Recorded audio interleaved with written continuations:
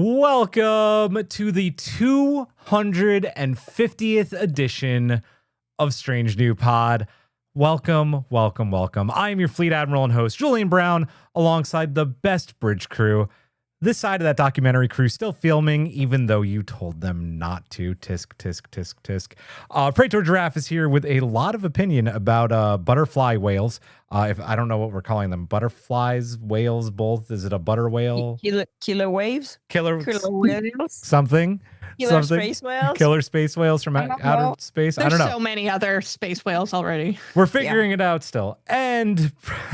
This killer space whales, I can't get over that.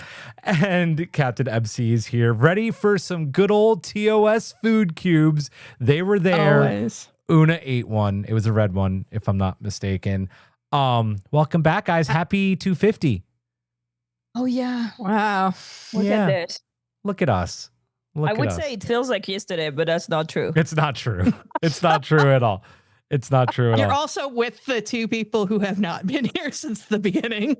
I was a listener since the beginning, so fair. She does have you there. Yeah. Listen, we don't have anything crazy planned, so I know a little something that's happening tonight, and that is one of our amazing bad bros, Dana. It is her dad's birthday, so happy birthday. And he has been asking nonstop if one of us, or maybe all of us dudes, wore a crop top on the show, which I kept on saying, one day it'll happen. Let me get down to 200 pounds. Well, I'm basically there, and it is the 250th, and it's your birthday. So, good sir, here we go. I apologize to everyone else, but here we go. Here's your crop top. Show us some skin. It's coming. I am so confused. Oh. There it is. I'm sorry. Wait, it's cute. Karen said it was a good look. It is cute. I like it. It's fine. It gets the job done, I think. Right? Yeah. Yeah. So happy birthday. Happy 250th. I'm going to put my other shirt on right now. Before I do, if one of you, while I get my shirt on, could kindly read what we're talking about this week. It's going to have to be MC because you don't have the outline. I have the outline. So this week, what happens when Betto's Starfleet documentary paints Starfleet in a bad light? Why does this feel like a hit job? How did doing a documentary style episode go over? What about the larger story this episode tried to tell us about war and allies? We're going to break it all down, but first, I am going to thank our patron collective members at the Ready Room level and above. So thank you to Simon Steger, Jeff Reeve, Tallulah, Jen Stein, Tina Alexander, Joe Saporito, Keng Wee, Tatako Nagumo, Fernanda Nogales, SMK, Colin Davidson, Shatterhand 2049, Jesco, Michael Graham, Emily and Travis, Maggie Light, Wayne Ritz, Scott Vark, Sean, Jay Howard, Mehelani Uchiyama, Matt Harker, Joshua Lewis, Tara Polin, Slope 74, Rude Parakeet, Adam Sanders, Amy the Magic Snail, Aaron W., Carl Angoli, Michael Kwan, Caitlin, Elizabeth Dean, Jim McMahon, Sedano 317, Puka Hair, 3 Fries Short, Kate Tip, Tripping the Read Alert over a Pineapple, Sean Manning, Asher at the Bat, Chris Waterman, RHCB, Martin Simpson, Norman Buckwald, David Prime Hildebrand, Taryn J. Robinson, Rob Grinner, Eric the Red, Treble, Jamie Roberts, Honeyberry, Paul Taylor Pitt, Brett Jones, Michelle P., Margin Walker 82, Melissa Bartell, Jesse Robbins, Kim, Chris Fenoglio, Felix Dax, Kelly McKinnon, and Chief Petty Officer Snuggles. Hey, thank you. MC, I think I said to you a couple of weeks ago that you did your best patron read, but that actually may have been your best patron read. I don't think I messed up at all. I don't think that you did. That was a really good one. Well done. Congrats.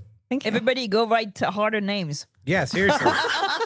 Remember the days when Chris used to be in there and he put a new name in every week? Oh my God. Yeah. Yep. Also a very big thank you to our amazing Badmirals, our EPs who keep the cameras rolling and follows the story wherever it may take them. Simon Sager, Chris Waterman, Tara Poland, Brett Jones, Dana, Matt Harker, Jim McMahon, Maggie Light, and Fef. Dana's not even saying anything about the crop top, so I'm assuming they all passed out due to my sexiness. That's got to be what's happening right now. I want to say to Dana's dad that if he wants to see men in crop tops, there are ways. It's pretty common. It is common places. these days. Yes, yeah. it's true. It's true. You can also pay for it. You can pay for it. It is if very it's his true. thing. Yeah. This is not on the outline, which Giraffe wouldn't know anyway. But hey, Come I on. have the chat open. Oh my God, Dana, thank you for the $20 super chat. Oh my fucking God, that was the best birthday gift ever. Thanks, buddy. You are very, very, very welcome. I'm gonna put you both on the spot. It's 250. We've done a lot more than 250 episodes, but 250 numbered episode. Do you have a favorite episode that we've done? I think I'm always going to say the same one because I think it's the only one where I was laughing so bad I thought I was going to pee myself. And it was the Prodigy review about the floor pie. Oh my I God, will floor pie. Yeah. Never forget this episode. I think every time you ask me, this is the first one that comes to my head because it was so dumb that Brit and me knew what it meant. And you guys were so oblivious. And I was just dying. But yeah. It's a good choice. That will be my answer forever until we top that. And I don't think we can. I'm here for it. MC, how about you? I mean, this is going to sound really silly, but I really do think that it was the first episode I did with you guys, which was for Captain Picard Week. And we did pitching the TNG Kelvinverse movie. And it was only like 2 weeks after that I became a regular because I think we just realized that I clicked really well. So it felt like something very correct. So nice. Yeah. That is a very good choice as well. So the goal is to make you into an OnlyFans girly. I think so. I think that's the idea. So we can you're gonna need more than a crop top, dude, and I'm losing my boobs with all the weight loss. So there are things OnlyFans stage taught me. I am not on OnlyFans. That's not what I said. Giraffe, you should not go any further. OnlyFans taught me that there's things for everybody. There is. It's true. Yep. And humans like a wide variety of things. No bullshit, and get out of the gutter. It's not sexy shit. But Karen does have a method that she thinks would make us a shit ton of money. It's like Dr. Pimple Popper shit. If you genuinely do it, people, if you build it, they will come. Yeah, exactly. I just watched the King of the Hill episode where Peggy did foot fetish films. Oh, is the new season good? The new season's really good. I have to watch it. I used to say a lot that my favorite episode was our review of the DS9 documentary. And I still love that episode. But MC brought it to my attention this week with her video wishing Neville Page a happy birthday. That is an episode that we split into 2 parts because Neville talked so long about makeup and the process and what it is to be a makeup artist in Star Trek. And not a single minute of that interview was boring. It is still, I think, too bad for the other people we interviewed. No, I was about to say, I think so many of our interviews are good, and I love talking to the actors, and I love talking to the people who help direct the episodes too. But there's something about talking about the creatives that don't get as much love and hearing them talk about their craft. And I absolutely adored doing that interview with UMC. That is a great. That was such a great interview. Yeah. Do we have any news? I don't think that we do. No, I don't think so. I mean, did we talk about the Lower Decks getting a Hugo Award? No, we should talk about that. Draft, talk about that. Congratulations, guys. That's huge. Yeah. Hold on. A Hugo Award? That's...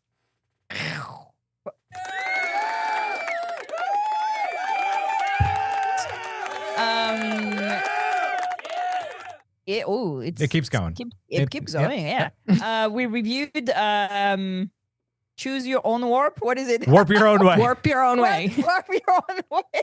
I need a medley of Choose Your Own Adventure and Warp Your Own Way, which is an incredible comic book written by Ryan North and illustrated by Chris Fenolio. And they won a Hugo Award. And I'm like, dang, that's life achievement. What do you do after that? And the new Next Generation won. Yeah. Which is crazy over Agatha All Along and a bunch of other high profile shows. It's really fucking cool. Yeah. Good job. Yeah. Good job. Good job, Lower Deckers. Let's go. Lower decks. Lower decks. And we're having a bit of a lower decks resurgence in the Discord right now because it is the five-year anniversary of lower decks. So we've been watching every week the season 1 of lower decks in the watch along. There'll be shorts turning up for lower decks every week until the end of the season. Yeah, every Wednesday, I think.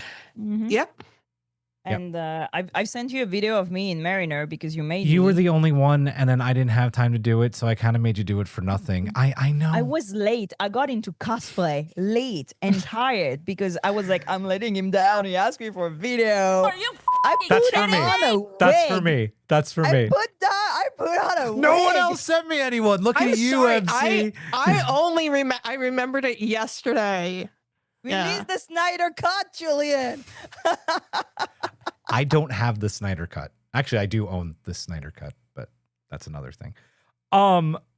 Okay. Also, please go check out our store, strangenewpod.bigcartel.com. We put a awesome Mitchell sticker up that MC designed for pre-order. No one ordered it. I ordered them anyway because they're not expensive to produce. Here they are. They came. You should buy them because they're really fucking cool. And it's Lieutenant Mitchell, and she is the best. We can't have our Enterprise without our awesome navigator. She is amazing. strangenewpod.bigcartel, shirts, mugs, totes, everything. Go. Check it out. Yeah. Anything else? No, it's very hot. Let's go. I know. I'm so sorry. I'm We're having a heat warning in like Southern California right now, and I'm dying. All right, let's get to the strange new loom. Uh-oh, duck. Why am I ducking? Is something happening? when I was talking. Oh, yeah, you were going to kill me. That's right. Yeah. Okay, here we I go. didn't say that. I know you didn't. I know. All right, here we go. So, documentary style episodes are nothing new at all to television.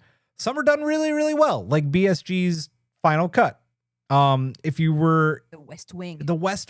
Stargate, The Rookie, sometimes I love The Rookie. Sorry, guilty pleasure. Sometimes they're good, Supernatural sometimes did they're one. not. Yep. If you were to have taken a crack at doing a Trek doc or a found footage episode, what would it be and how would it work? YouTube Collective, let us know as well. Giraffe, hand up first. Go ahead. Yeah, because it's a thing I've always like when we're talking about short tracks, bring back short tracks, not the very short track, bring back short tracks. Short tracks. I always said that I wanted interview, a documentary on the person in Starfleet headquarters who reads Jim Kirk logs. Wait, We see what? like okay, so every time like they do like report, mission report and stuff, and they have to send it to Starfleet, right? There's somebody there that needs to read that they got invaded by tribbles, that like the random shit that there were 2 Jim Kirk at one point and one was evil, and like that person just receives the log and need like to file them or read them or do something for them. I want to know like the mental state of that person who is like basically a bureaucrat and somebody who's like stuck in an office reading Jim Kirk's log and like putting them in archive, like the archivist, if you want, of like Starfleet, something like this. I want to see the contrast between the paper pushers and the archivists, and I love a good archive, you know me, that are like on Earth in Starfleet headquarters, will have to read that man's like shenanigans and be like, you did what? Where are the nacelles, Jim? Like this, or maybe just like even Robert April, like just reading the logs and being like, what do you mean? Michael You did Kwan. what? Michael Kwan wrote, "Dear Starfleet, this week we encountered the Greek gods, but left a little person in power when we left." So, Exactly. Like imagine like these go somewhere, somebody reads them with like weeks of delays because they're like in deep space, and like has to inform somebody about what the fuck is going on. I think it would be great comedy. I have a request for this episode. I would like Johnny Sims to play the archivist. Yes. Because he would do so well. He's already had a lot of give me experience. money. I have ideas. You need another biracial woman in the mix. for sure. MC, do you have one? I do have one, and it's actually going to be very shocking that this wasn't giraffes, because my idea for a documentary episode of Star Trek would be a basically a video document from the Tal Shiar, basically you. examining Damn it. Starfleet. Damn it. I be took yours. great. Yes.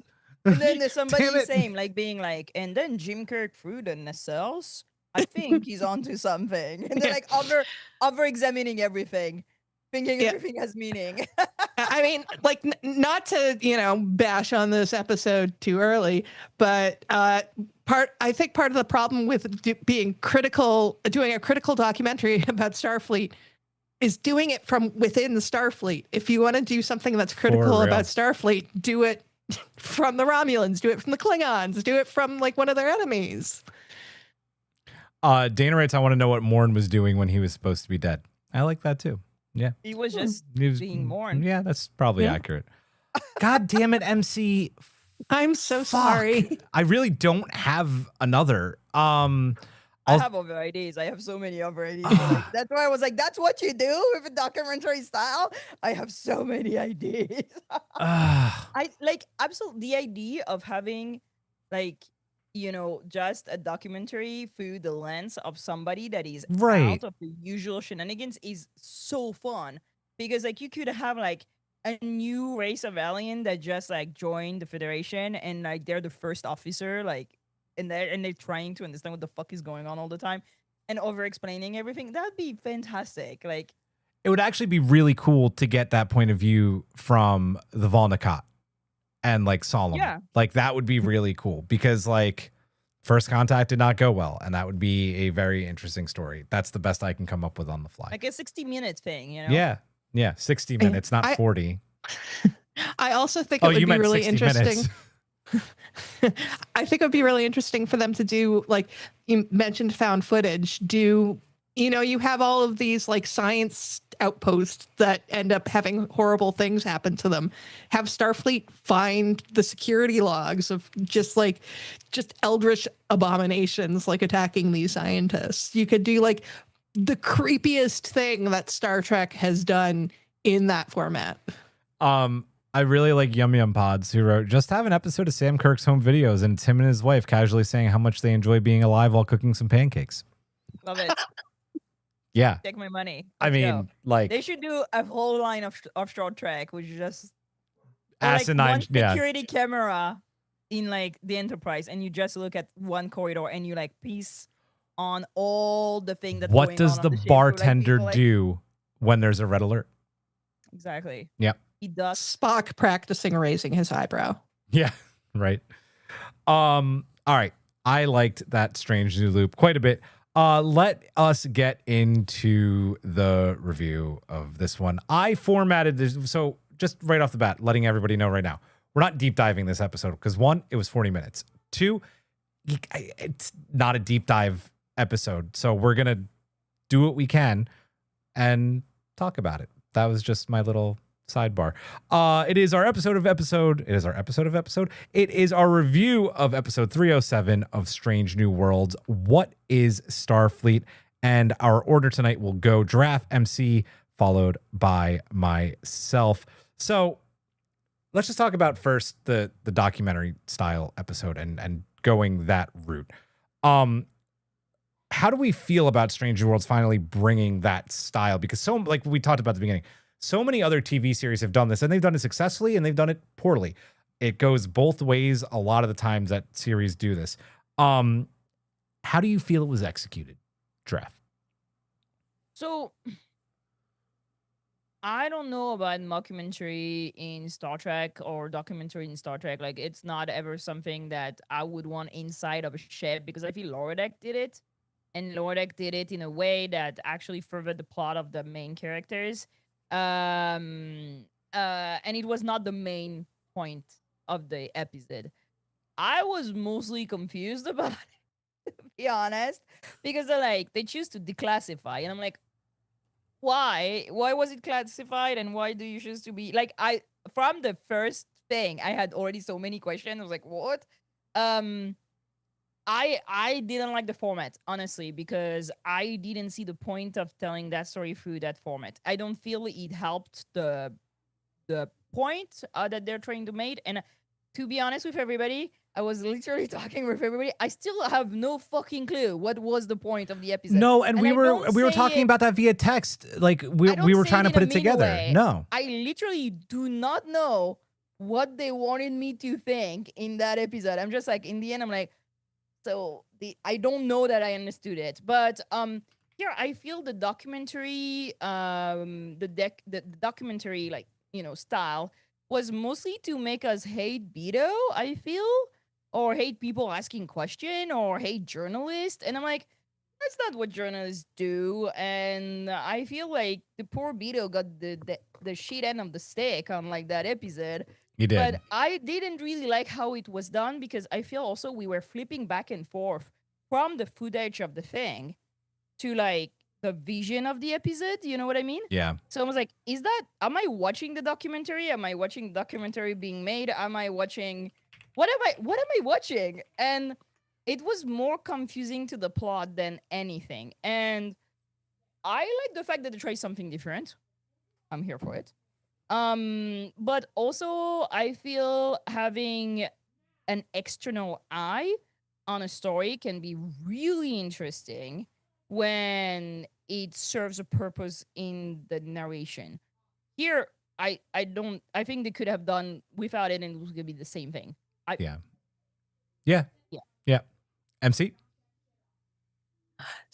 So I love the idea of a documentary episode. I mean, some of my favorite shows, Parks and Rec, Modern Family, all have this mockumentary thing. I also What We Do in the Shadows. really like, Oh my God, what Best we do in the show. shadows. Yeah. What We Do in the Shadows. Yeah. Yeah. Then there's, movies, Spinal Tap, A Mighty Wind, all of those Christopher Guest movies. So, I mean, there's a concept that is really rich to be done. But first of all, let's point out all of those are fucking comedies. Yeah. There's just something about the format that lends itself to comedy. And this was not. There was, I don't know if there was anything funny in this.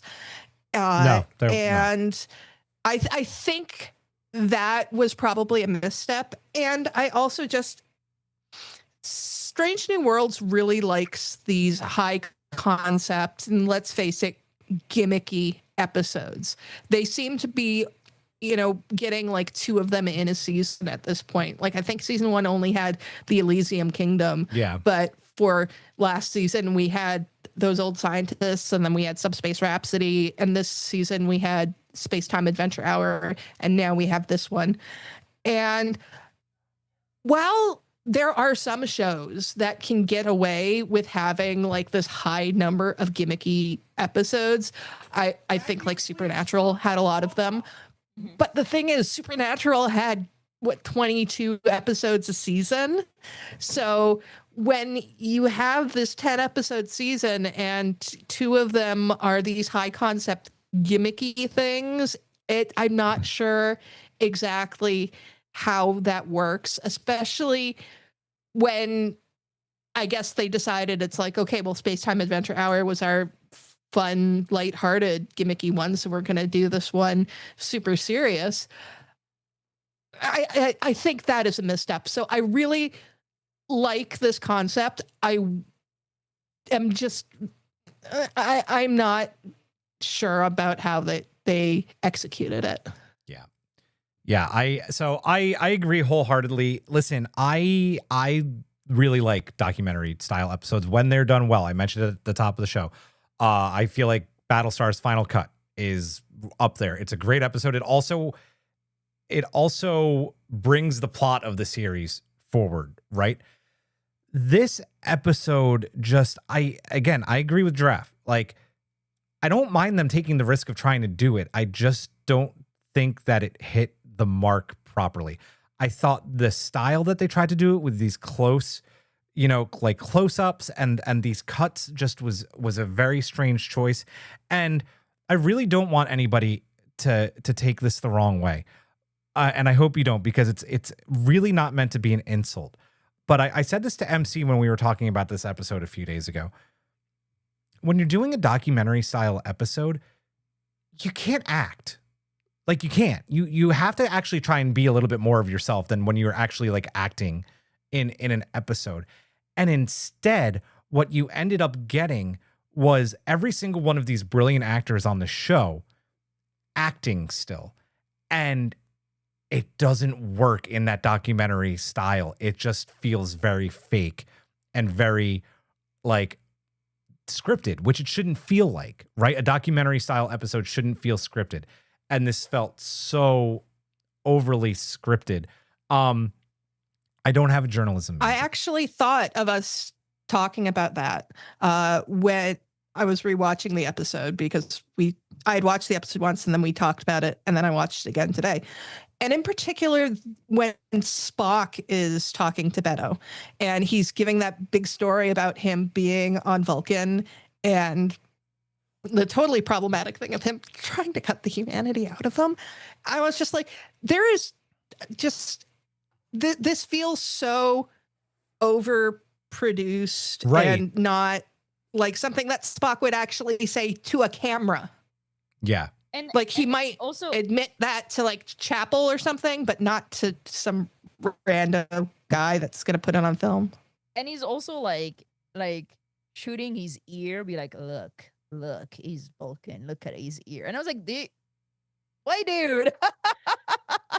Like, But that was yeah. I think that's the main thing with me is that it feels produced by a student, and I know Betto is a student, and isn't he? Yeah, I feel like it's like I think so. It's like end of semester like project, right, know, like college term project. Yeah, and I'm like, why are you doing this on Starfleet? And also, why was it classified? And also, why was it declassified? Like, it feels like it's a student documentary made, with like your own iPhone, but somehow you have access to military secret. And that's why I was so confused. And that's the big thing, Giraffe, too. You just hit it on the mark. He's filming it on the future version of an iPhone, that little ball. There's not a camera crew. There's not a sound crew, right? Like, I know it's the future, but also like it didn't feel like a documentary. And one thing I want to bring up too is Lower Decks did a documentary episode and it was really good. And okay, you have to overact a little bit when you're doing animation because it's animation. And even then, those characters like Ransom and Jennifer and people who were talking to the journalist let loose because they felt like they could be themselves a little bit more. And this was just like everybody was very tight. And I'm sure that was a directorial choice, and I'm sure that that's an acting choice, but it did not give off. It felt like an episode inside of a documentary, which is not how the episode should feel. I want to move on because we keep talking about him. Let's talk about Betto because his reasoning for doing this, it starts off of making this documentary a hit job on Starfleet. How did you feel about Betto in general in this episode, Giraffe? So I like Betto. Betto. I think it's Betto. Yeah, Umberto. Umberto as an outside eye on Starfleet. Because I think it's a great narrative device to have somebody who has attached to the main plot, but also is seeing it, as a tourist, kind of, as somebody who didn't choose that path, but end up like being in this family. I have no clue why this kid is so much in the Enterprise, but it's Star Trek, so I'm like, why the fuck not? Why not? So he's here and he's been filming for some time, right? He's been around since episode 2. 2, yeah, yep. Yeah. He's been around since episode 2. He has been like shown as a likable character, somebody we can relate to. He's fun, he's young, he has ideals, he's interesting, he is interested, he's curious. So all this has been established in like the previous episodes. Also in the one where they do like fake archaeology. I don't remember the name of the episode, but this one. So, he's trying to understand and he's trying to show what's going on. And then suddenly, like, the change of tone in this episode really threw me off because I was like, why is he so angry? Yeah. And I'm like, I'm not against, like, I think it's you know me, the number of time I ask, like, I think that's a bit colonialist here, Starfleet. Like, you know, like the question of Starfleet being a military power, the question of Starfleet being a colonialist arm of the Federation are like interesting question to ask. I'm here for it. But my problem is like, why is it Umberto asking them? Why is it like in a documentary, like what that it didn't seem to be his objective. I mean, like he had criticism, you know, but criticism I was like, yeah, I get it, man. Like I'm with you. But then suddenly it's like, did you ever disobey the order? And I'm like, what? Where it happened? And I dislike the fact that suddenly they made Umberto being a character that we're supposed to dislike. And I'm like, you didn't tell me this before. Now he's like trying to like trick Uhura, is like being slimy, is being like pushy, is being aggressive. And I'm like, it just out of the blue for the character until now. And also I'm like, I don't think it's a great look to have press be portrayed as like vengeful, self-interested, mean, pushy, slimy. Like I'm like, read the room. Yeah. I don't think it's a great message right now, especially a young man, you know? So I'm like, I was confused by Umberto being suddenly like portrayed like this. I think if they had kept him being like the curious guy and like, Yes. you know, centered on like understanding the world that we saw before, I would have been more like, yeah, you know, I asked the question too, like, do you think what you're doing is right? Do you have orders that you want to disobey? Like, I'd be like asking question, but also I wouldn't be like trying to trick you into answering it. So mostly, yeah, I was kind of disappointed that they did that to the character. I feel he's a little bit like an ensign gamble here. Like he's like being sacrificed to the greater plot. I'm like, but now he's nice at the end. We like him. And I'm just like, I do not understand what we're doing here. Again, I think that that's going to be the main point for me of this review is that this episode was not really taking me anywhere as a viewer. It was showing me things, but I didn't have any big picture, any moral compass, any indication of like, am I supposed to hate Betto?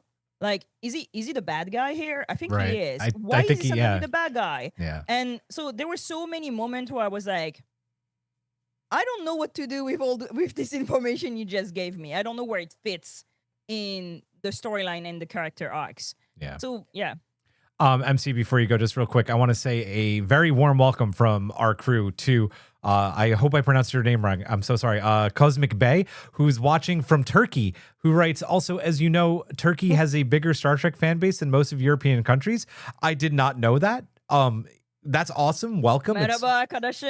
Nasılsın? Hey! Ne yapıyorsun Hey. burası? So welcome. It's so cool to have you in the chat. Hope you're enjoying the episode so far. I MC. practice my Turkish a little Yeah, bit. there You know, you go. I speak I don't practice, so I forgot. Sorry. That's okay. Sorry, Cosmic Bay. It means Mr. Cosmic Bay. Oh, okay, cool. Very nice. I like that name. Yeah, it's pretty sweet. MC, what'd you think about Betto? So the word that I used to describe how I felt about this, and I do think that it applies entirely to Betto, is I said I was befuddled by this episode. That's the best thing I can do to describe it. And a lot of that does come from Betto's motivations, and it plays into the structure of this documentary, because we're supposed to believe that this is the documentary that is being shown on whatever, either on TV in Starfleet or in Betto's class while his teacher has their head in their hands. And it's so uneven because like it's done like Betto would have been edited the whole thing afterwards. So I don't understand the whole tonal switch from the beginning where he's like, I'm gonna get Starfleet, and then at the end it's like they're a family. It doesn't make any sense. And I think he would be totally called out for that. And I have to say, Jake Sisko would slap him in the face. Oh, he would slap the shit out of him. He would slap the shit out of him. Yeah. It's so true. Because it's, as somebody who considers himself a writer and has done, journalistic work, and I know, Julian, you're the same. Just Betto's, just the bias that he has, that he puts into his story. Like, granted, writers are always going to have their bias, but his entire story is nothing but his bias, because he came in with the idea of, I'm going to take Starfleet down because they're militaristic without wanting to say so. And basically they nearly killed my sister. That's what the whole story comes down to. But then one pep talk from Uhura turns him around at the end. And I can't understand how Starfleet would allow him to do that, because I think there would be a huge vetting process for him to come in. And that's what I want to talk about. One, before I go, I just want to say thank you and welcome to, we have a lot of people in the chat watching this one tonight. So hello, welcome to the entire YouTube collective. Listen, this is so disjointed when it comes to Betto, because one, Ortegas is thriving, right? She has her PTSD, but she's thriving. Like, she's doing what she wants to do on the Enterprise, right? And she made it out. It's not like she died. She didn't get taken away, right? And I mean, we're not talking about her PT. Like, she had issues. No, she did. No, she did. 100%. She's back, and we don't talk about it anymore. Well, that's weird. There's still a few episodes, but for the most part, she's back on the bridge. She got disciplined, but for the most part, Starfleet, they don't have their, good OSHA mental health, whatever. What's so jarring about Betto making this a hit job is that from Hegemony Part 2 to Wedding Bell Blues is 3 months. And during that scene, when they're at the bar talking about, hey, Starfleet commissioned me to do a documentary. Do you remember how excited he was? He was so excited. Mm-hmm. It wasn't like, Starfleet commissioned me to do a documentary. I can't wait to, profit. No, it came out of left field. And then he goes on an away mission, and he's in episode 5, and there's not a hint of this. And then all of a sudden, you took away my sister. And we're skipping ahead here, but this is where Uhura is right. She's here. Didn't take her. Not only that, it would be okay that it is motivation. I don't think it's a bad motivation in itself. I feel like you can have, because they all have so much loss, he can be terrified of losing his sister. Yeah, okay, agreed. I feel like that could be a motivation to have issues with Starfleet. But he can also have issue with Starfleet without involving his sister. There are things that need to be discussed about Starfleet. And I'm like, let's ask the question. I just don't want to understand. It just brought out of nowhere to my sorry, MC. I don't know if we're doing orders or whatever, but my main problem. We're still on the same subject. I agree that you're supposed to talk about this. I think it's a good point to bring this, and I think it's interesting to talk about it. My problem is that this is not the point of the episode. And 2, the whole point of the episode is to be, Betto is not well. He has wrong motivations. He's also a bad journalist. So that's why his questions are not valuable. Right. And I'm like, no, the questions are valuable. The problem is that you're discrediting those questions by ad hominem, basically the character being, but that guy has bad motivation. This guy is not really sound because he's angry because of his sister. He's in grief. He's scared. He's a bad journalist. So those questions are not valid. And I'm like, no, they are. But discrediting the person asking the question doesn't mean the question is bad. And that's my main problem with the episode, because I'm like, you should answer those questions. Right. You should discuss that. Absolutely. Let's go. Let's do it. Strange New World. You want to open that door? Let's go. I've been asking for this. My problem is that they cope out by murdering the person asking the question. I mean, he doesn't die, but murdering his character. Right. Character assassination. Well, Yeah. And That's the word. Thank you. I was like, and the the thing murder is, somewhere. I agree to a point. Like those motivations could be good. He's scared, right? Like anything could happen to her at any time. Like being in Starfleet's dangerous.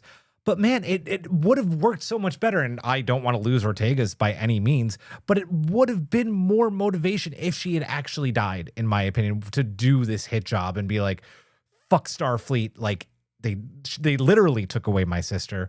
And, you know, it's like, I don't think, I think it gets touched on a little bit in this episode, but like, how does Erica feel about her little brother doing this, right? Like, it's got to be like... That's actually what I was going to bring up. Yeah, go ahead. Because, I mean, when he's interviewing Erica, she is the most hostile of 100%. anybody. She absolutely knows what Betto is doing because they do seem to be very close. And also, for those of you who have read the great book Toward the Night, they do actually address some things about the Ortegas family, and that other than Erica, the Ortegas family does not like Starfleet that much. No. Yeah. So I think that Erica kind of knew the tenor of this documentary. Now, why Erica did not bring it up with anybody from Starfleet is beyond me. And I do wish that maybe that they had folded that in some of the earlier episodes rather than just doing the whole cliched, stay away from my little brother thing. They could have done more of Erica being mistrustful, and then it could have kind of prepared us for this. But I totally agree with Giraffe that a lot of the questions Betto was asking are very valid, and that they're ones that we've all had. That's why I'm always joking about Starfleet being quasi-military science geeks. Yeah. This is something that we've all talked about. And when the episode first started, I'm like, oh, they're going here? Yeah. But then it just all got caught up in personal bullshit. Yeah. But think of all the things that Betto has witnessed since he's been on the ship. So he's seen them like take over a temple on another people's land, murdering the local, and then releasing incredible evil into their ship. Got Trellaned. Got Trellaned, where like everybody got like puppeteered into a wedding that nobody wanted. Then he saw them like murder 7,000 humans that were blowing up planets. Like he saw them do things where they're like, imagine being just like a lower decker basically and seeing it from like the an outside, outsider, not yeah. knowing the decision process on this. I'm like, again, the questions are valid, and he doesn't even need to be angry to ask those questions. Agreed. You know what I mean? Like, Yeah. It's like, I saw all this, so like, how do you cope with this? How do you handle this decision? You blew up a ship with 7,000 people. Yeah, they were going to blow up a planet. Okay. But you did that. You make the decision before asking Starfleet. Why? Yeah. How? And now, like that situation they are in, the question to be asked. Like honestly, maybe not at the moment where everything is happening, Betto, but Right. But I do think that character assassination is a huge problem in this story because it discredits this question, and that means that next episode won't ask that. Yep. And I'm like, no, ask it. No, Yeah. talk about it. Let's go. Totally agree. Before we go on to the next talking point, a big thank you also to one of our amazing Bad Admirals, Beeflo Maine. Simon sent us a $20 super chat just saying SMP Funny. rules. Thank you so much. I will say we don't do this often, but we are trying to do a sponsorship for Trek Long Island this year, so anything helps. And it's our 250th episode. So if you'd like a super chat, we'll read it on the episode. So yeah, thank you again. Like so amazing. One of the things that this episode tackled. Sorry. No, go ahead. Is it Amy's comment? Yeah. Go ahead. Amy writes, they left out the confessionals of Betto's making TikToks. So like, what is happening here on the ship? And like, for real. Yeah. And that's what you see in lower decks. Like, people are like, we have no fucking clue what these guys are doing. And I'm like, I feel Betto is in the same situation there. Yeah. One of the things this episode did tackle is something that you do in journalism and film and any kind of interview situation, filming without consent. And this episode does tackle this. What do we think about that moment with Uhura, Giraffe? I think it's forbidden in the state of California to be recorded without knowing. Yeah. So I don't know. I feel like Star Trek's privacy law are very non-existent. Like, you remember when Pike looks up the kids that are gonna die in Right, his it has like future, all the and he's just information like, about them. just access all the information about a 9-year-old. I'm just like, this is wild. And you'd think that the future would be better at this because it is an important thing, you know, privacy is important, but apparently no. And I'm just confused that their morals are not better than are not better than the are not even at the level of the one we have right now. Because that's always also my problem with archaeology or anthropology is that right now we have protocols, right now we have laws protecting your privacy, but somehow in the future these don't exist. And I'm just like, I understand the plot, it's important to make Betto dislikable, and he's dislikable because he's coming at Uhura, who's the most likable character of Star Trek, right? Nobody can be mad at her, nobody can dislike her, so him being slimy at her makes him unlikable. So I'm just like, it just plot. You know what I mean? It's just like shoe in emotions. And yeah, I don't know. Also, like, he's really bad at his job, and I'm sad for him. Yeah. You should just not do that, man. You There should are not ways just to do that. Yeah, it's just weird. Also, again, like, as a woman, like, being recorded without knowing, No matter what, is, it's like, fucking wrong. Period. Yeah. Like, end of story. and there's an added layer of, like, kind of how can I say that, like, Creepiness? predators. Yeah, predatorial. You know? Yeah. Which I know is not the case here. No, but still, still. they kind of like a budding romance. I don't really know what's going on, and I'm just like, I don't know. I was just like, drop that guy. Drop him right now. MC, before you go, thank you, Tara, another one of our amazing bad rolls. Totally into Trek Long Island sponsorship. Go SMP. $50 super chat. Thank you. Thank you, Holy shit. I'll do one of these in a good way. Here it is. Are you f***ing kidding me? Yeah, You'll we're love to paying see rent it. today. We're paying rent. We're paying all of our podcasting fees today. No, seriously. Thank you guys so much. This is amazing. MC, what did you think about this moment in the episode? I absolutely hated this. I thought, how could you do this to Uhura, who is just like my precious baby? And they had spent 6 episodes of this season building up this forced het romance of these two, and just for this moment. That was the only reason why they had them flirting, is so that Uhura could be betrayed in this moment, Feel comfortable in the moment to talk to him. Yeah. Yeah. And I hate it. I hate it so much. And just I would also like to say that I fucking hate that Betto did nothing but use a drone for all of his recording.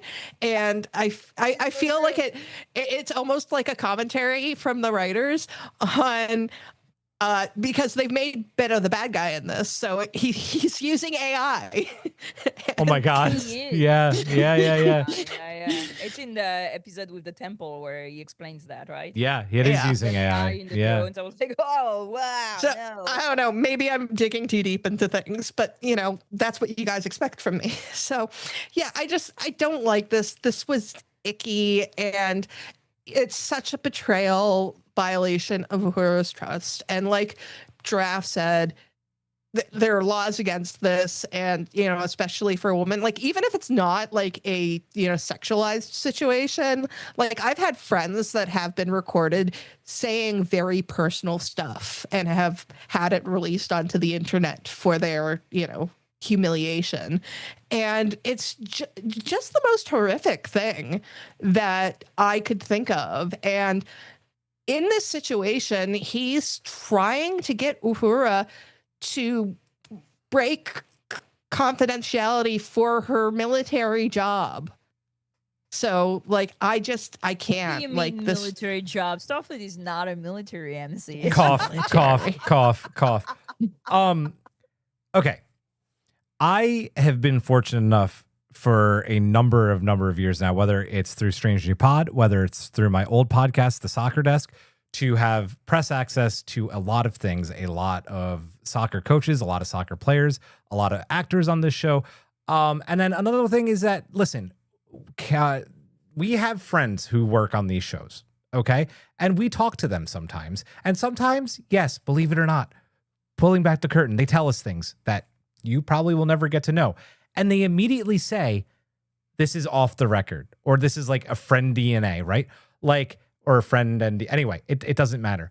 You never, ever, ever, ever break that trust, because one, it ruins their credibility. It ruins your credibility as well. You just don't do these things. Another great example of this, if everybody remembers my shitty situation when I was doing the early morning radio show. I found out that my boss was a white collar criminal. I didn't go on the fucking radio and be like, by the way, guys, my boss is a white collar criminal. I did my research. I left the job and he wound up in prison like 6 months ago. I still did my job and I did my research the proper way. Like, there is an order of which to do things. And this is like the biggest no amateur thing. The fact, whether they answer the question of what is Starfleet and answering these big questions, which we all agree should be asked and answered, the fact that Starfleet cooperated with Betto after this is shocking, because he violated so many rules of doing a documentary or just being a journalist in the first place. So to film Uhura without consent is just like... Yeah, but it participates to the whole point of the episode, which is Starfleet is good. I don't know if I agree with that. I don't think it helps the case at all. Like, you know what I mean? Like, it helped I think it helped the case in their mind, because because it's written in the beginning that it's in transparency. In transparency, yeah. Like, and they want to be transparent about what they're doing and how they're deciding things.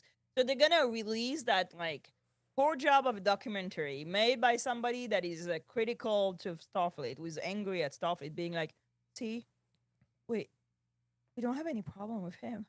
Yeah. And I'm like, but I still don't understand. Again, I'm not saying it's bad. I'm saying, like, I really don't get the choices. Like, it doesn't land for me what I think they were trying to make me think. Does that make sense? I feel like in my headcanon, I have to say that Starfleet has like a whole nother filmmaker. In my mouth, Tara. Sorry. Can you just turn up your gain a tiny bit?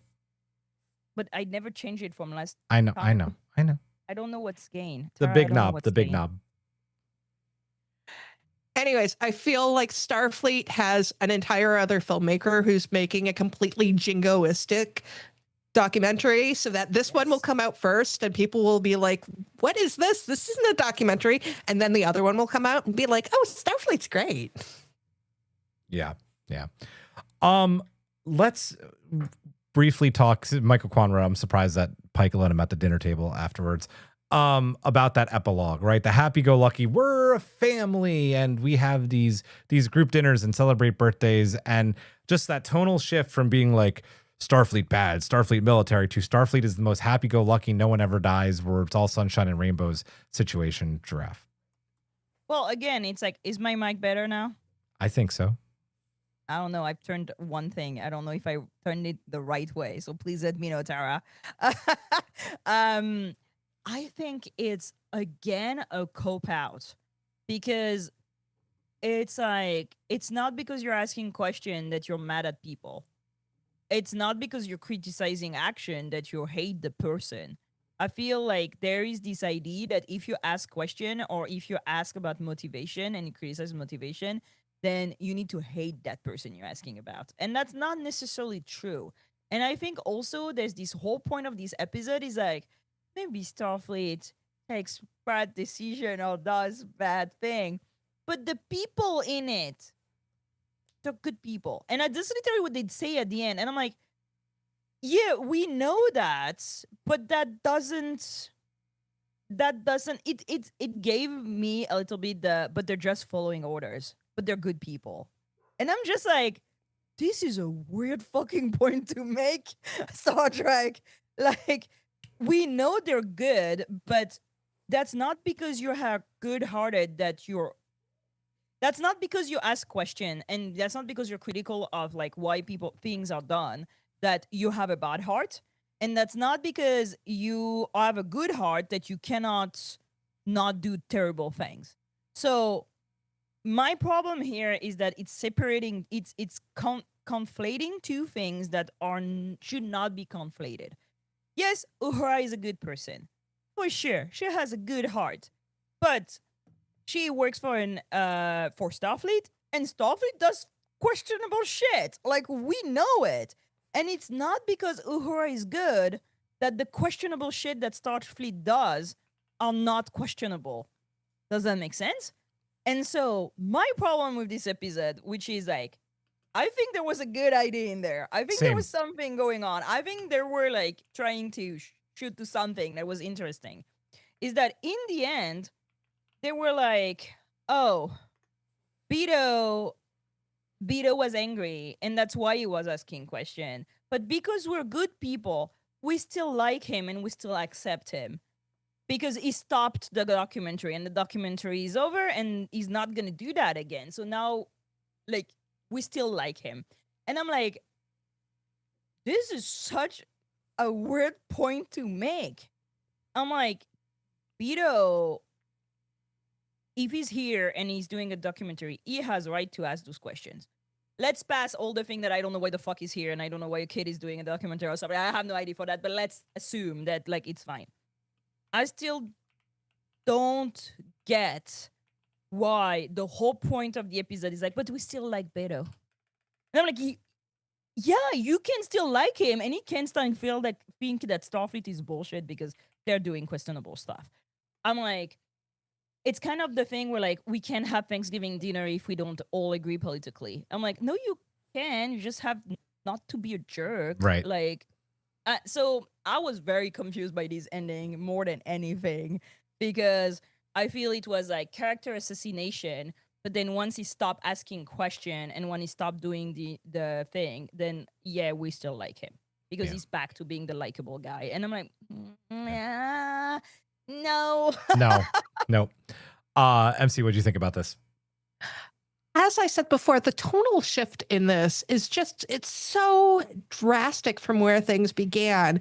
And it just doesn't make any sense to me. If he is somebody who's making a documentary, because he is compiling all of this afterwards, presumably. So why is the beginning done so harshly and then the ending is this, shiny, happy people ending where, everything is sunshine and roses? It just doesn't make any sense to me. And while Giraffe was talking, I just had this thought come into my head where the Betto plot almost could have worked if it had not been in this episode. If they had done an episode before it where they addressed Betto's, problems with, Ortegas, and maybe somebody's getting the hint that his documentary is going to be like this very biased thing. And then the next episode is nothing but the documentary. And instead of doing like the ridiculous, dark, almost conspiracy theory, feel of the beginning. And then you wouldn't feel the need to tack on at the epilogue, but everybody's all very nice and they're all a family and we're going to pay Melanie Scrofano money to appear in an episode for 5 seconds. Which was a really weird chew-in.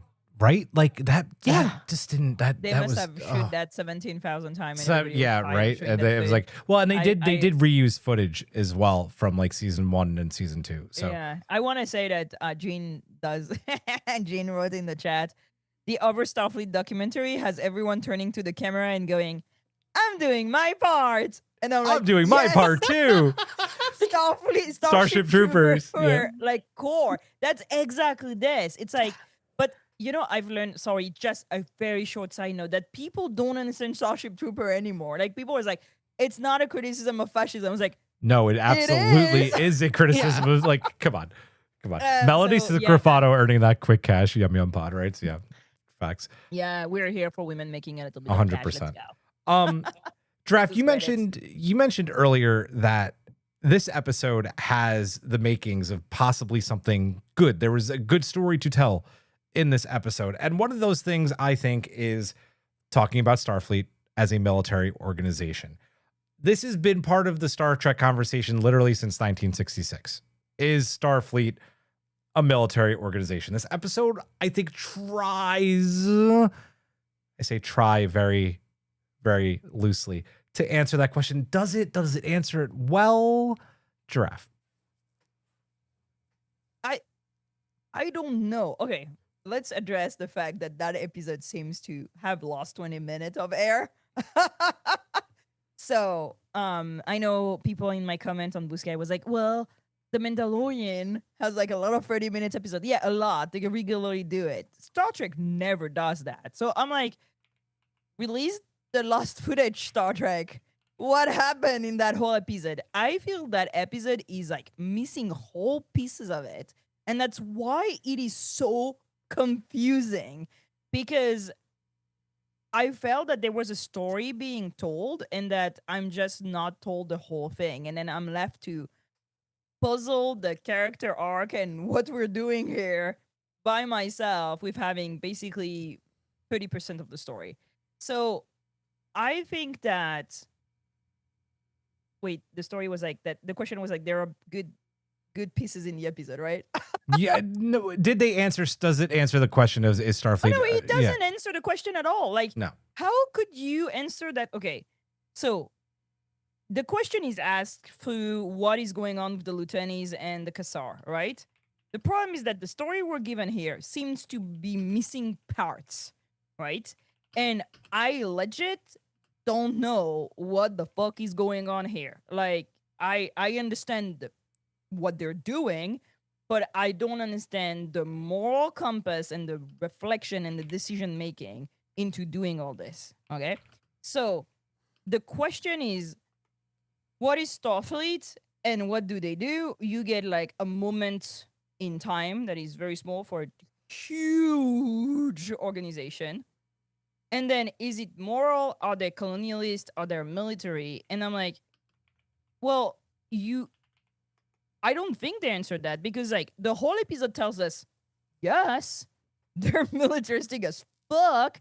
They also decide the fate of whole planets because they're like a whale, and then we don't know really what the fuck is going on again and why they did that decision.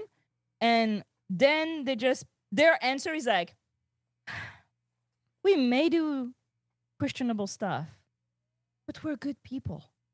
And I'm like, red flags. So no, it doesn't answer the question. It cops out of the question. And then it tries to put a very like shiny varnish of like, but you like Pike. And I'm like, yeah, but what the fuck? Why did you throw that well into the sun? What about all those people? So I think that in the middle of that episode, or in the middle of the production of that episode, they decided we're not going to do that. We're not going to answer that question. We're going to cop out of this. And I feel like I was on the round table about like Star Trek and how it's American coded for sure. Like, I'm not American. Like, I see the American, not propaganda, but the American coding of like Star Trek in general. And I'm like, if Starfleet is America saying, oh, America does questionable thing, but American people are good. Yeah, I love all my friends who are American. I know a lot of very good people in America. They're my friends and my family, you know? That's fucking right. No, I'm sorry. But that doesn't stop from questioning what the whole place does. And I feel that episode is like, you should not be questioning what Starfleet as a whole thing is doing if you like the people that are part of it. And I'm like, that's such a wrong thing to do. So no, they don't answer the question. They also cop out of the question. And then in the end, they let you with like a half answer that for me, in my opinion, is more problematic than anything they could have done. Let's take DS9.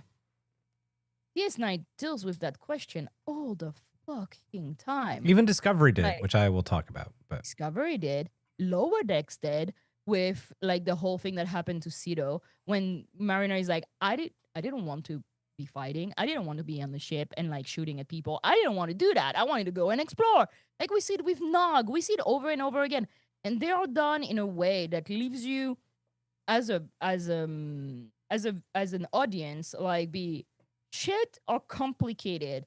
The big picture is muddy. And then sometime, you know, you have to live with it. And I feel that Stranger World is just like, but everybody's nice and you like Uhura, so it's fine. And I'm just like, no, no. So yeah, no, they don't answer the question. Yeah. MC?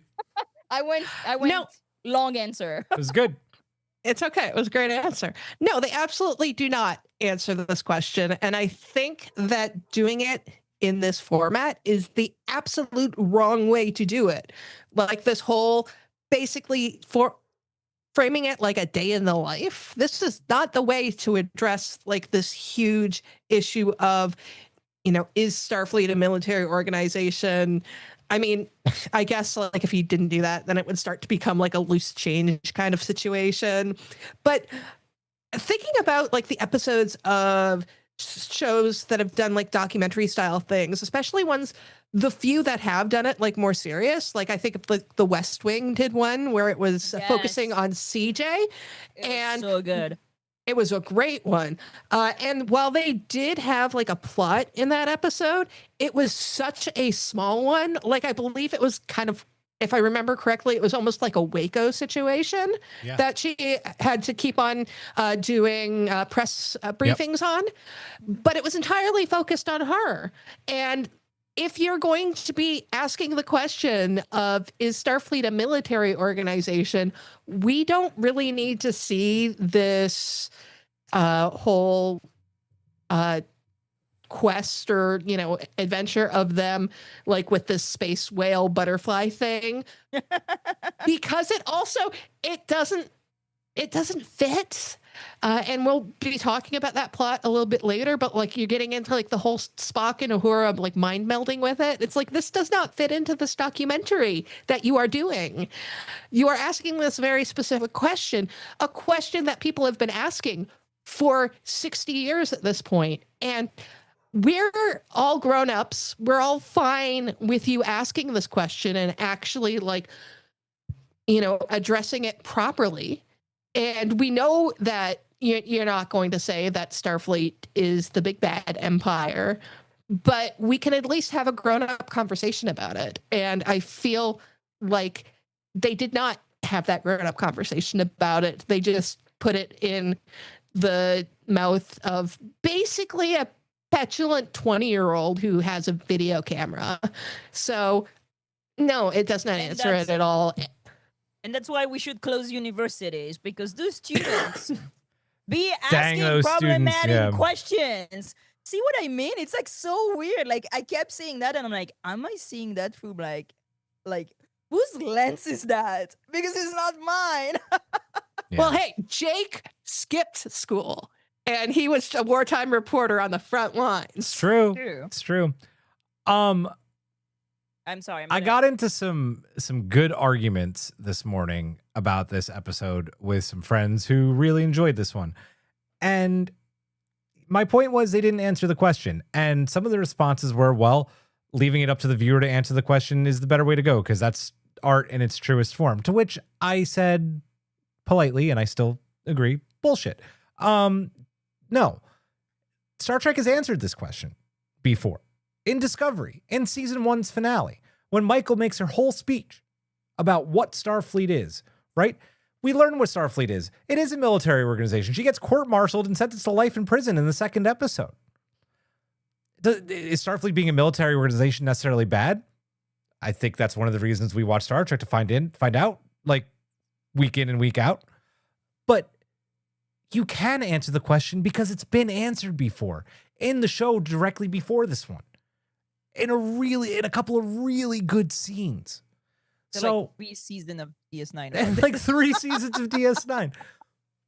So like the fact that it's, well, you know, let the viewers decide. Well, yeah, but also it's been done and it's been done really, really well by series before this. So I think it's okay to be like, yeah, They were the military organization, and yeah, they were America supplying weapons in this situation. And no, it wasn't a good situation, and we could explore that. And we're going to talk about that in a second. I think I'm just going to skip this talking point because I think it tied into what we just talked about and go right into that, right? Because again, there's a good story to be told in here. It just wasn't executed. I loved, I think we're naming it the Jantaru? Mothra at this point, like Mothra versus Enterprise. Jakari, thank you, not Jakari. Jatari. There's a Jafar is in Aladdin. That's another guy. That's right. Jafar. There's about a million different ways you could look at this episode politically, right? The U.S. aiding their allies with weapons, support, etc. for a number of countries that we have done this before doing, and it's been bad, and it's been bad shit.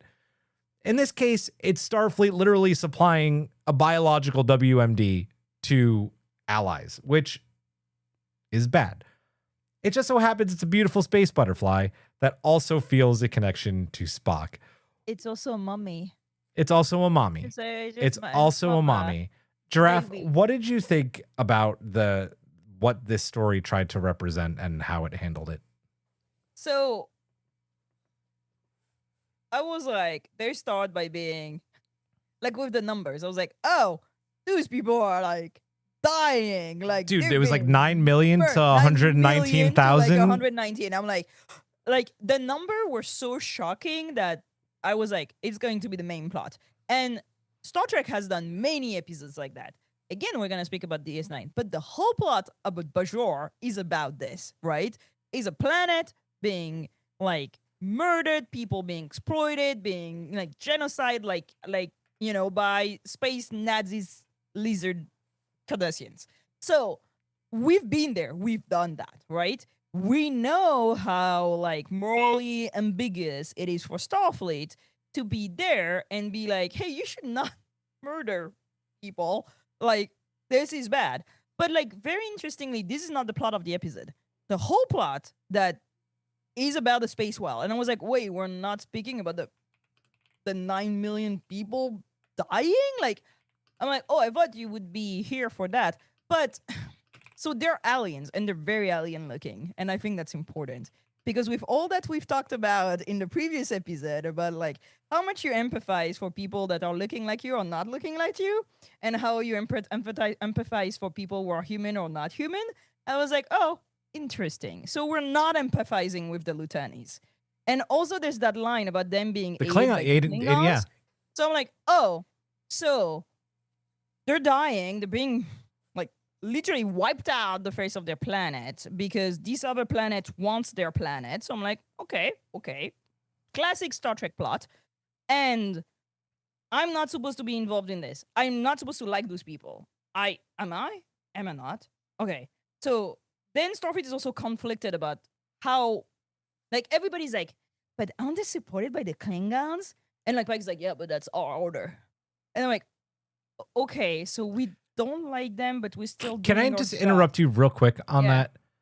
Did anybody else feel like Pike seemed so not Pike in this episode, talking like everything was classified? Like, yeah, out of every captain, he would have questioned this so much more than it was questioned, right? Sorry, Giraffe. I just had to say that. That was because like we see that again on DS9 all the time. Like the Bajorans do crazy shit.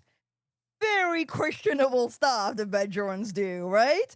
And the thing is that Starfleet is always kind of backing them up, like from afar, being like, hey, we didn't see anything, but you do you. Because, well, they know that it's survival for the Bajorans also.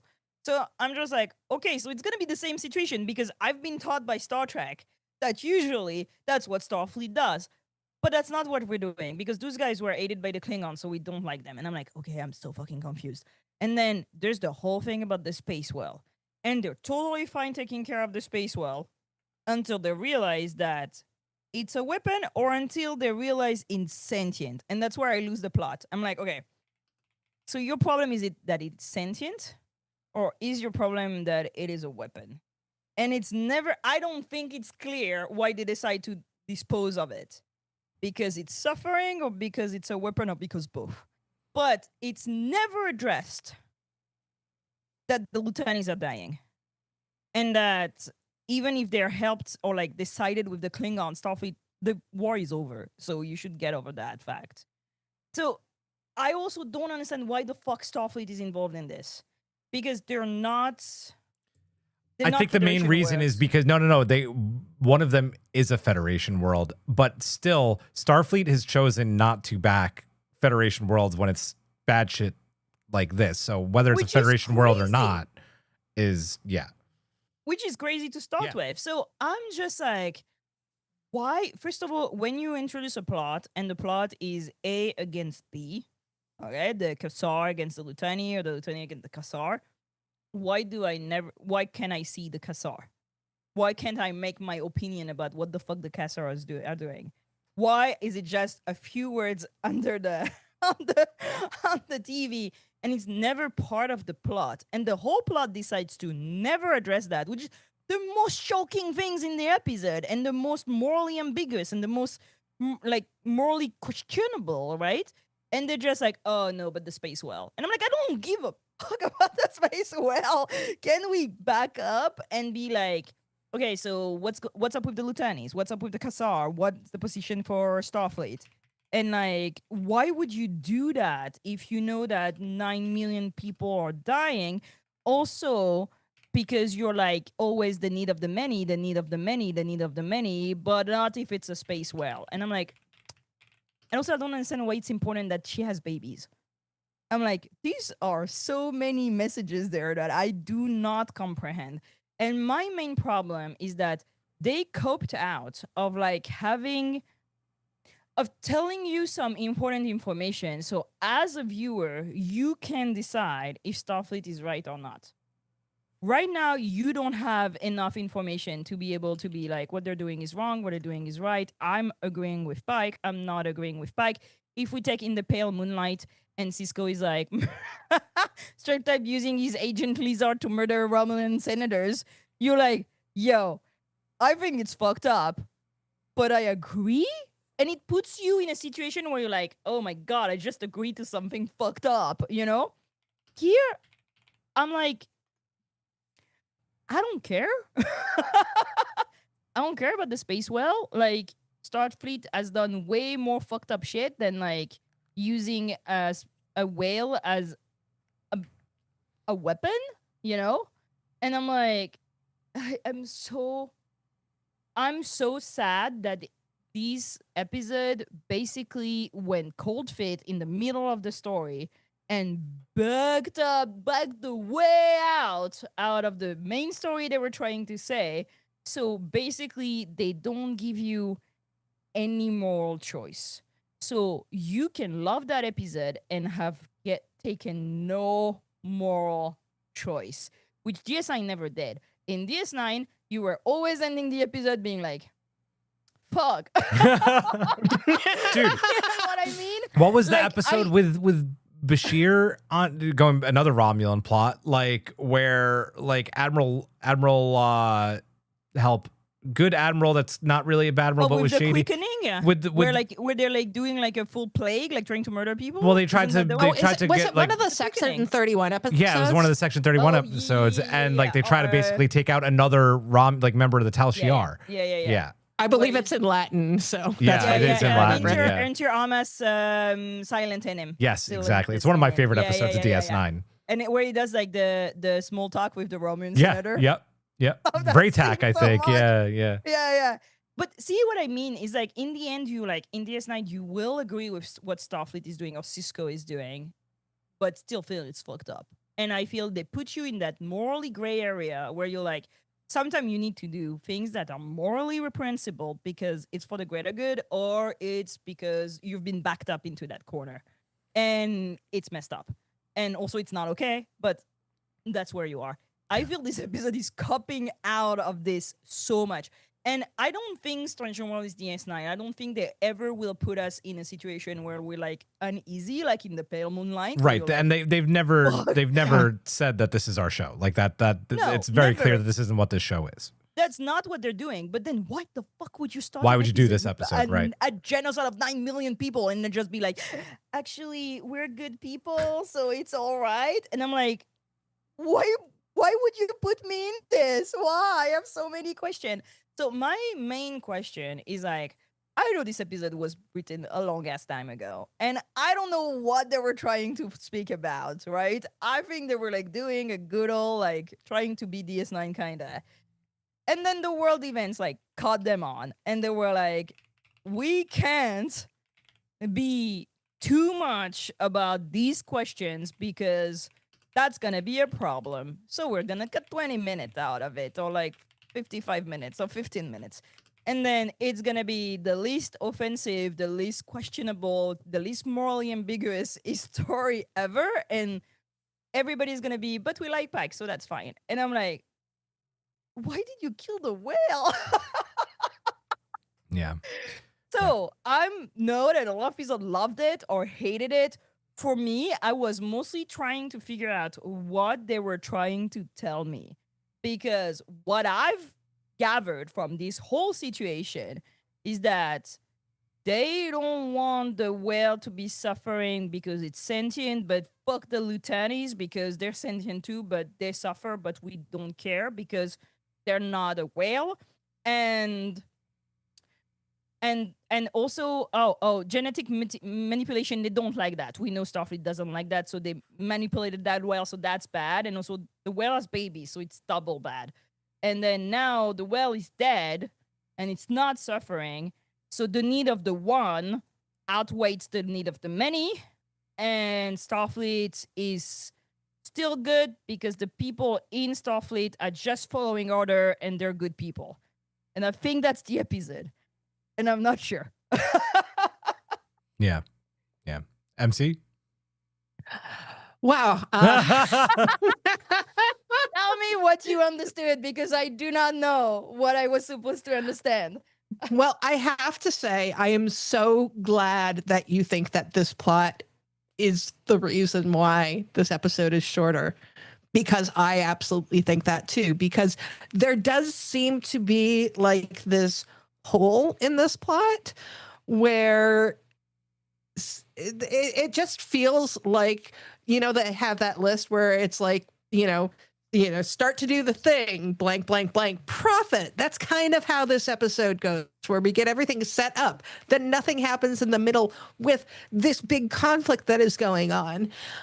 And I do think that they might have done that because of current political situations, and that the producers might have been like, we don't want to sound like we're taking a stand either way, so we're just going to kind of cut this stuff out. Which, yeah, I mean, if that is what happened, then they are cowards, because Star Trek has had a long and storied history of addressing current events through, space allegory. So, they shouldn't be afraid of doing that kind of stuff. And I think it guts what this is, because it does seem like the whole crux of the what is Starfleet, are they militaristic, are they bad, should depend on this story. Like, why is this story the one that Betto is choosing to focus on for his documentary? Because we already know it's not like this is the only thing he's been there for.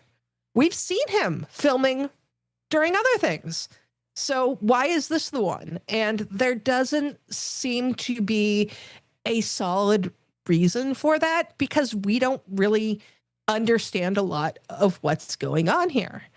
And yes, we do have this whole thing with the space butterfly, but that I don't think is a compelling reason. Like, I do understand why Starfleet would be like, well, this creature is sentient and it should have its free will, which, by the way, totally reminded me of Doctor Who.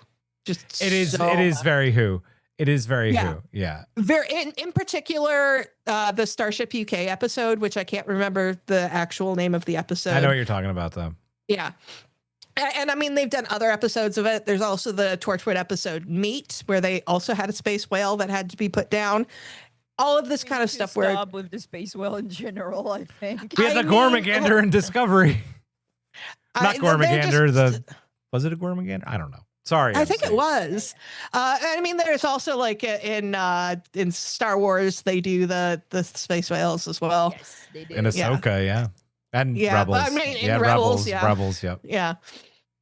And I can't remember the names right now, which makes me feel like a really bad Star Wars fan. But whatever, there's a lot of space whales going on. And this one, at least I have to give them credit. We might be calling it a space whale, but no, it's a space butterfly. And it's adorable. It's really cool. It is very majestic looking. It's a water and space butterfly. Yeah. And I mean, I agree with Giraffe in that there is like this kind of muddled. They're putting it out of its misery because they've connected with it, but then also I feel like they were planning to kill it anyways because it was a threat to everyone, including their ship. So I don't really know what's going on. But they killed It was now. Good people. It was a little bit of a cop out in that Uhura's like, this thing wants to die. So there's again kind of taking the bloodless option. And I don't know, just the whole ending of this episode. It's like they were setting things up to be so rough and to take a dark look at Starfleet. And in the end, it was just kind of like, we're all good guys. So I don't know.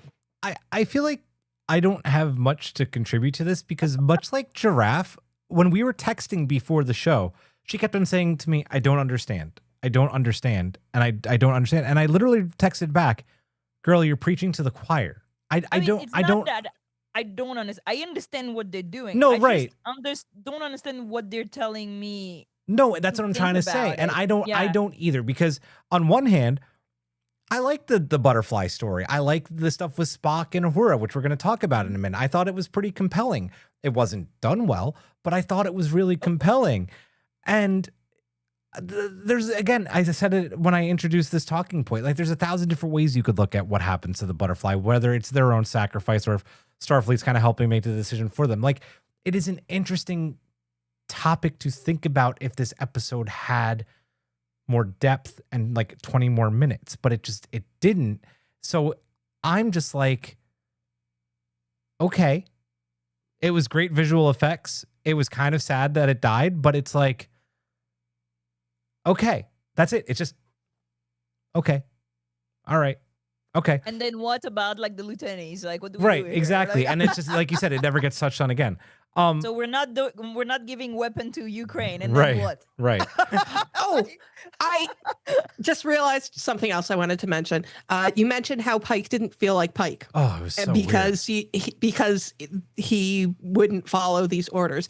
One of the other reasons why Pike doesn't feel like Pike is because everybody around him is questioning things, and Pike doesn't listen to she shuts them down just which instantly. Is the most He would un-Pike never do thing. that. If there's anything that Strange New Worlds has shown us about Pike is that he questions things all the damn time. And he listens to his crew more than I think like any captain in the history of Star Trek, maybe to a fault. I love it, but anyway. Telling you there's a piece missing. There's a piece missing. Listen, we get a little bit of Shuttle Galileo action in this episode. Yay. Which I was right. Yay. That was the thing that made me happy. Crashing. Right, always crashing. Galileo be always crashing. Yeah. Spock, Uhura, Chapel, they take the shuttle to try and have Spock meld with the, what is it called again? The Jukari. The Jukari. But a Jukari. Lutani ship enters the sector and the being attacks the ship, causing damage to the shuttle, injuring Spock and Chapel. And then one thing I really do enjoy about this episode is that Uhura gets a good like hero moment, right? Whether it's like she gets to kind of save the day. And communicate with the Jukari, which basically, again, we just discussed this, whether it really wanted to commit suicide or not, or whether it was coerced or whatever. So it does no more harm. What do we think about this arc and Uhura having the big moment here, Giraffe? I'm always here for more Uhura time. Let's be honest that before Strange New World, there was nothing. And now I think Strange New World accounts for 99% of Uhura storylines. So I'm here. And the rest are Kelvin. Yeah, like let's be honest. Like I feel fans are forgetting how starved we were for Uhura content before Strange New World. So anytime I see Celia doing anything, saying any line, I'm like, this is like tripling the number of lines that Uhura has ever said on Star Trek. Just that episode. So I am here for it. I am sad that I don't know that it's for that episode. Is that mean? That's a bit mean, but that's not what I want to say. Like I don't I want know to that. be Yeah, mean. no, I know. I'm just like, oh, uh, like I'm okay. Uhura is a linguist, right? And then now she's basically in the role of Deanna Troy, being hooked up to a random thing and spewing translation out of that random thing, and she's suffering through it. And it brings back a little bit of like bad Deanna Troy tropes to me. I didn't like the fact that she was suffering. I'm like, what does she be like? Why should she be like, you know? Like I'm like, wow, okay. I like the fact that Spock is like becoming TOS Spock, and He's trying so to becoming deal with- TOS Spock. I loved He's it. trying I to melding with loved it. everything. I loved literally it. everything. I like that he's talking about like Esper energies and stuff, which is very Gary Mitchell coded, and like some TOS bullshit 60s uh weird spiritualist thing. So I'm like, okay, why not? That cracked me up.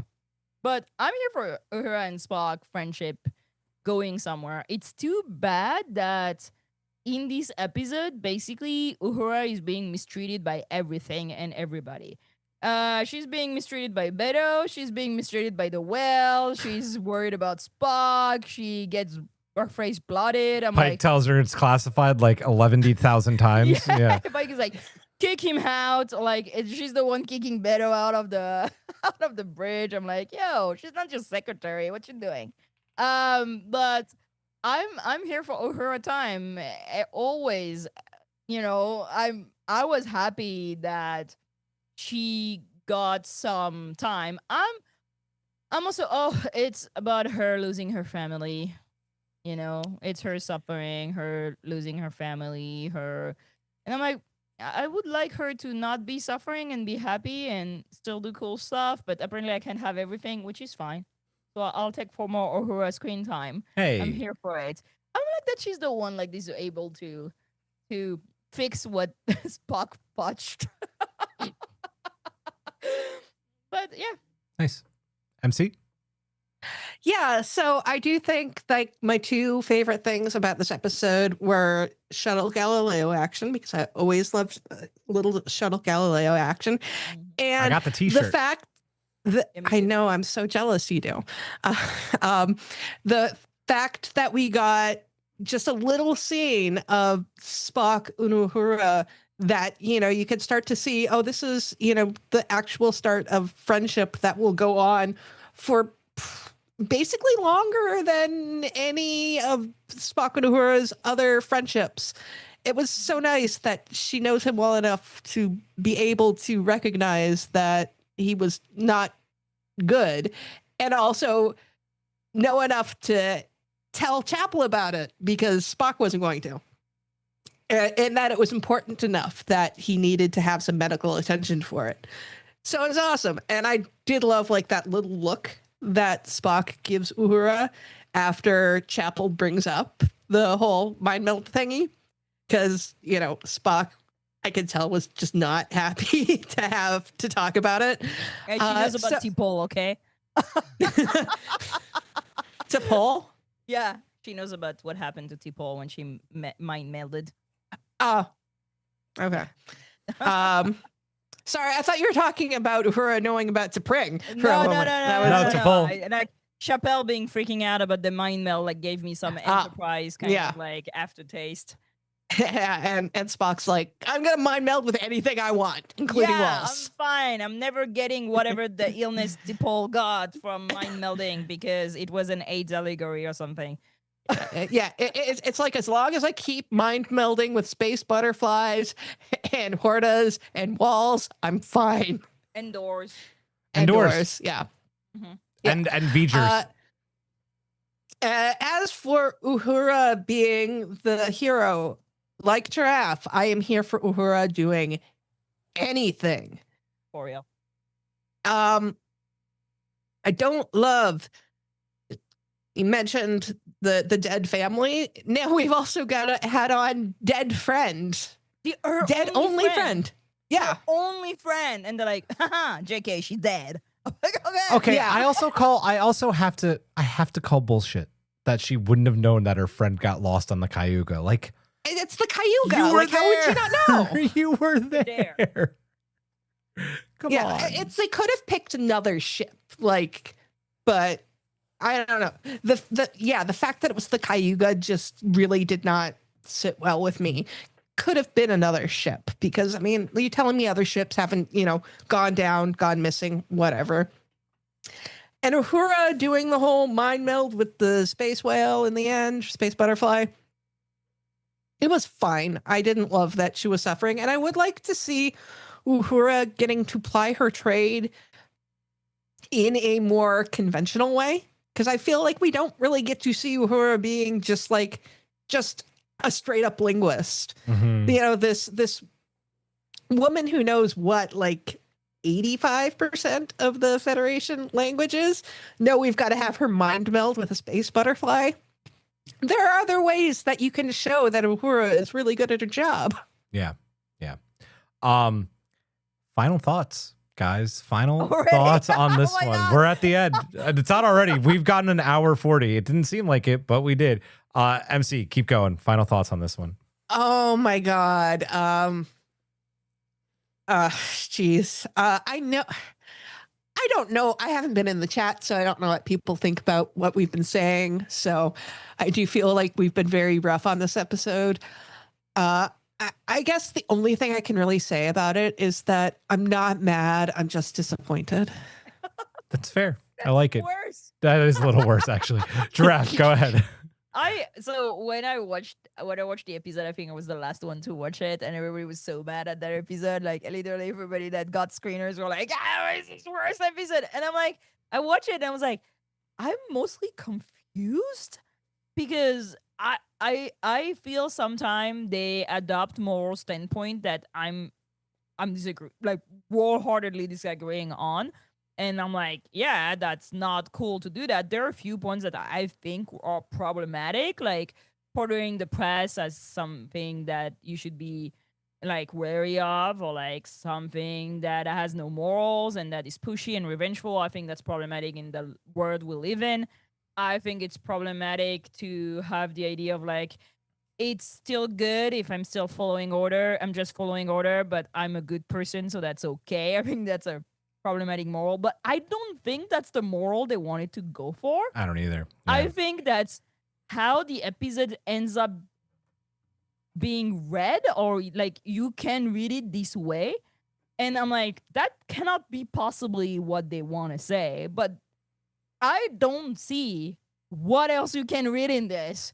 And that's why I'm very confused, because I'm like, I feel there was a story there that you were trying to tell, but the way you cut it and the way you pieced it together just gives that weird. Was that a Freudian slip, Giraffe?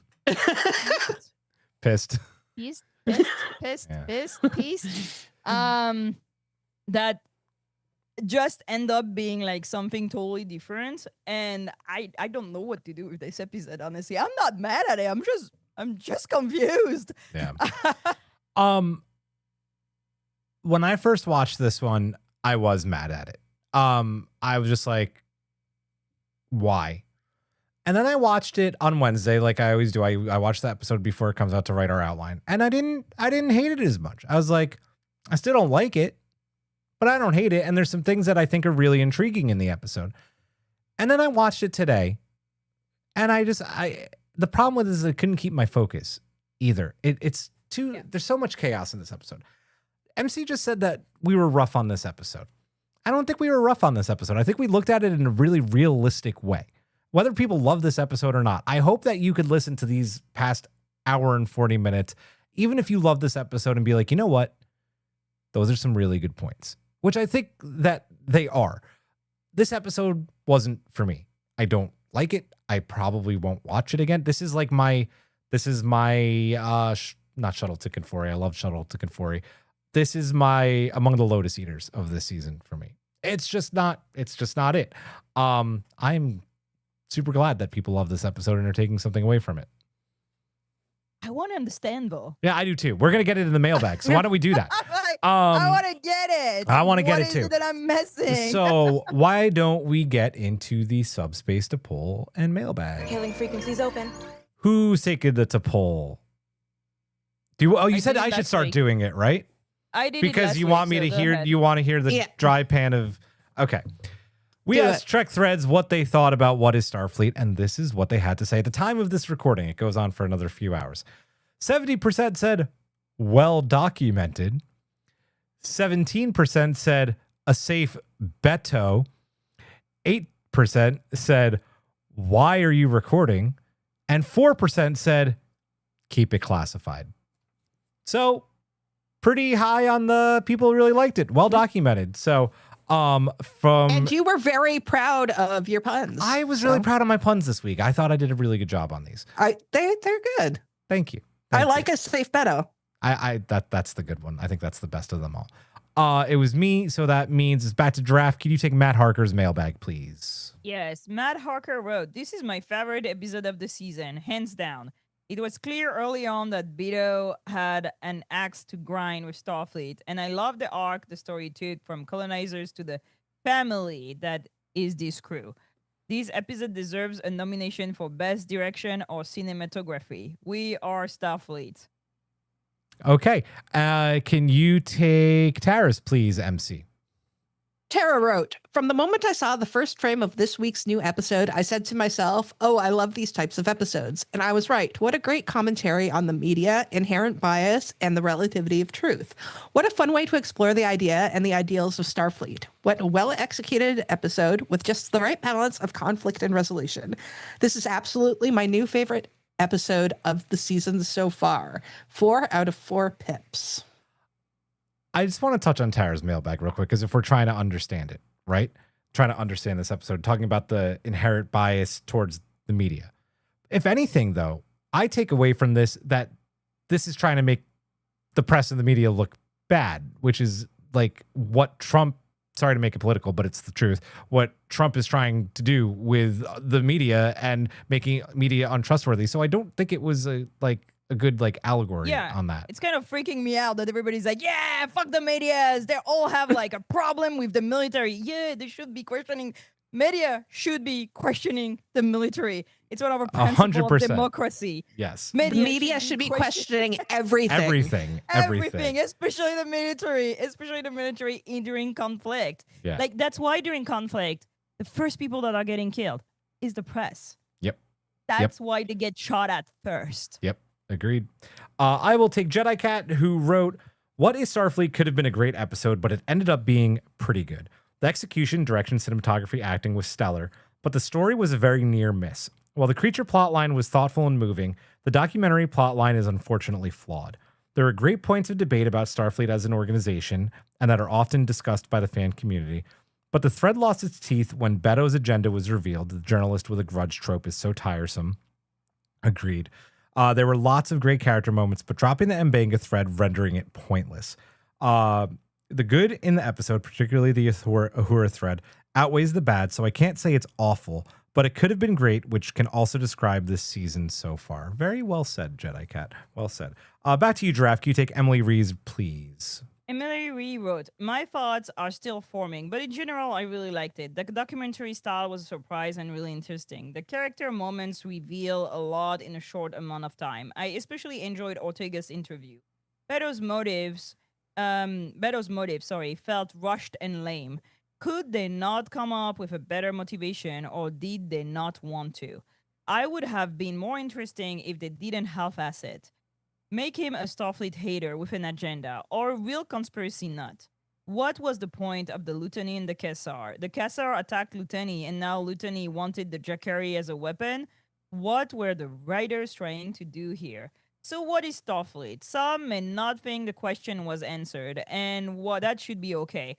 The answers aren't always simple, but they show us in the episode. but they show us in the episode. Okay, sorry, I'm trying okay. to read. It's very small again, and no glasses.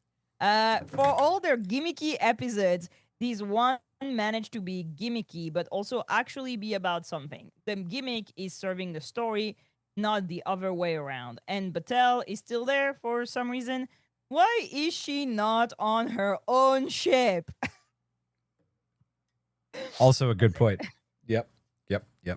MC, can you take NY Lights, please? NY Rawlite wrote, I've got mixed feelings. As a working journalist, I cringe at how heavy-handed Betto handled things. Betto is no Jake Sisko. They've got to be dangling Mbenga's war record at us for a reason. I'll rewatch, but it's closer to the bottom half than the top half of season 3 episodes to me. Indeed. I will take Sartugas, which was very short. I was not expecting to watch a Star Trek Mothra crossover, but I had a good time. All right. Yes! I'm here for that. Absolutely. I'm here for it. Yep. I'm a huge fan of everything Same. kaiju. Same. Could you take Colin D's, please, Giraffe? Colin D wrote, I am not a forest person. I am mentally not able to back away in the moment and see the whole picture. Being a tree person. The story and the drama of this episode was enjoyable to me. I thought it was well done and thought-provoking. Then I read the comments in Discovery Onwards and the spoiler room. It was like somebody turned the light on and I went, oh, I saw the points people were making. I can see the forest viewpoint. I do, however, still like the episode. And good. I'm glad people enjoyed the episode. I'm glad when anybody ever enjoys Star Trek so much. I will take, MC. I almost did a skip, but I didn't. MC, you're up with Michael Kwan's, please. Michael Kwan wrote, I enjoyed the layering of the documentary on top of what, by itself, would have been a good Star Trek episode. Although one we've seen before, cough, Horta, cough, Farpoint. We get good character exposition and a look deeper into what drives the crew. Celia was outstanding. Literally, the shot of her standing in the corridor as Chapel and Spock are taken to sick bay was heartbreaking. I can see why Starfleet cooperated with Betto and provided extra declassified video. What starts out as a biased inquiry turns into a shining example of what's best about Starfleet in the end. As good a recruiting tool as a poster of Numera Una. Nice Lower Decks reference there too. I'll take Mars's, who wrote, I like aspects of this episode, but they were outshined by everything else. I do not like being spoon-fed the goodness of Starfleet. I'm already here. Give me the B story of the Jakaru and those silver neat-headed aliens. That's why I'm here. The heavy-handedness of Betto's view, then the, see, we're the good guys, felt like some kind of propaganda. What kind? I really don't know. Too many perspectives and unanswered questions. Starfleet is for sure the villains to many people. And maybe they are at times. No one does evil in their own mind. Very thoughtful mailbag. Well done, Mars. Can you take Fef's, please, Giraffe? Fef wrote, this one got a standing ovation from me. Bravo. Hey, and take us home, please, MC, with Joe Funnest Frontiers. Joe Funnest Frontier wrote, Star Trek Strange New Worlds, what is Starfleet? It may be perfect. It definitely answers the question, what is Starfleet, in my humble opinion. There you go, friends. That is going to do it for this one. This was a really thoughtful episode, and I really enjoyed it. So, happy 250th to you guys. Happy 250th to those in the chat who have been with us from the very beginning. And even if you haven't, happy 250th to you too. Thank you so much for the super chats as well. We are going to sponsor Trek Long Island this year, and we're trying to gain some funds to do that. So thank you. Join us, as we've been doing each week, in the Watch Along channel on our Discord directly following this episode. Let's call it 11:40 for a watch along of What is Starfleet. I'll be in there doing that. Join us next week for episode 308, 4.5 Vulcans. That's going to do it. Like, sub, hit the bell. For Giraffe, for MC, I am Julian. Live long and prosper. There's my hand, Majram. And here is Uhura to take us out. You fly safe out there. Good night.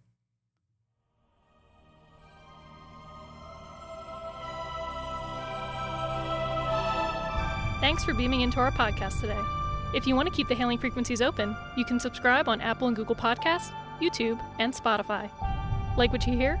put in a good word with Starfleet and leave us a 5-star review.